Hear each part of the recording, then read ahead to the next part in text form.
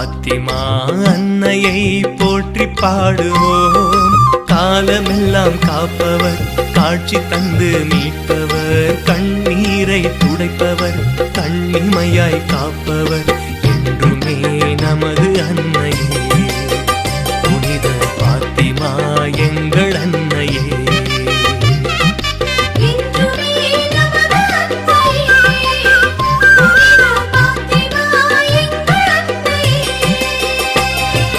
பாத்திமா அன்னையை போற்றி பாடுவோம்.